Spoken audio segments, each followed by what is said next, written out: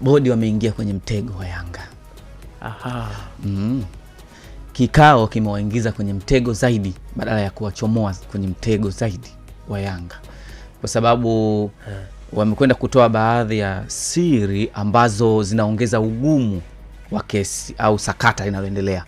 Kwa sababu mimi bado simjui, na mimi pia natamani kumjua huyo kiongozi ambaye alipiga simu, lakini alichokifanya kimeathiri taratibu za uendeshaji wa ligi, sio?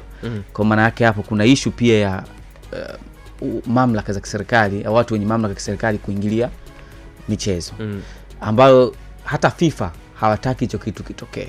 Na huyu amesababisha uvunjifu wa kanuni, huyu aliyopiga hiyo simu.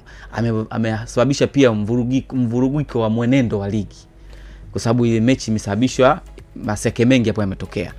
Kwa hiyo maana yake ni kwamba tukumbuke, ukisoma hata nawaelewa bodi kwa nini wanachelewa kutoa hilo jina, kwa sababu uchunguzi ukifanyika na madudu mengine yakagundulika juu ya kuingiliwa kwa shirikisho na mamlaka za kiserikali au na watu walio kwenye mamlaka ya kiserikali, adhabu zake ni nyingi.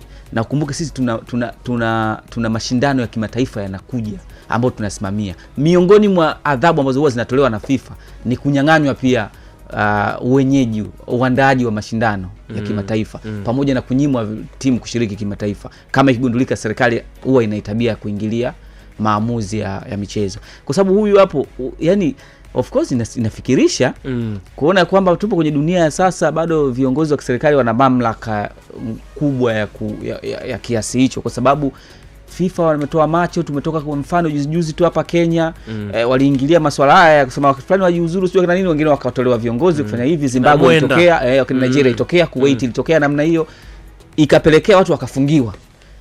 Viwanja vimeota nyasi za kutosha tu Kenya. Sasa na hapa pengine wanaofia hayo mambo, ndio maana wanashindwa kuja mbele kusema sasa wameingia kwenye mtego, kwa sababu wameshamtaja.